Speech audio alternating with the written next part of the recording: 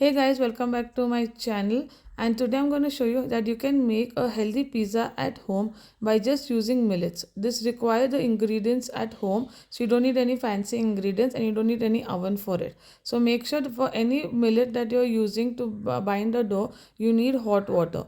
The water quantity is required as per how much is going to be used for binding the dough.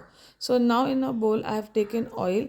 Then I'm going to take my bajra, but you can use any other millet flour if you feel like. I've added a little bit of rice flour, but you can use whole wheat flour also, baking powder and salt. Then I'm going to add water little by little and keep mixing till the dough is combined. Also, if you want to see some more healthy recipes that I share, that's on my Instagram. The link is mentioned in the description. And don't forget to like, share and subscribe to my channel. And also you can let me know in the comment section which other recipes that you want me to try, and even feedback regarding this recipe if you have tried it. So make sure that you knead your dough really well till it's nice and soft, and now keep it on the side. But make sure that you use it immediately. Don't keep it out for a really long time. So I've taken a parchment paper, I've dust some flour. I'm going to divide the dough into two equal parts, but you can take smaller parts if you want to make like really tiny mini pizzas also. So now roll this, and I've not rolled it very thin. It's a little bit thick, but you can roll it like a roti, thin as roti also if you want, and keep rolling it. I've kept dusting flour so it doesn't stick and it's easy to roll. Now for the to cut it into a perfect circle, I've used a cake ring. I've used an 8-inch cake ring, but you can use any other ring that you like and any shape that you want.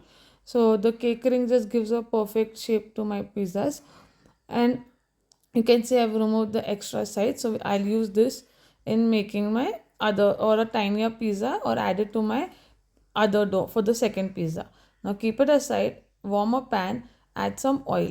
Once you add some oil, you can add butter also if you like.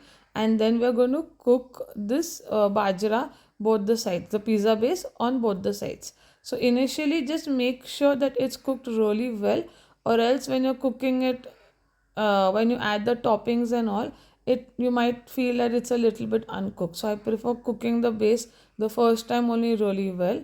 And I've kept brushing it with water. I tried it with oil, but I prefer the results of water much better. And it will crack a bit, but that's okay because bajra, it dries very fast.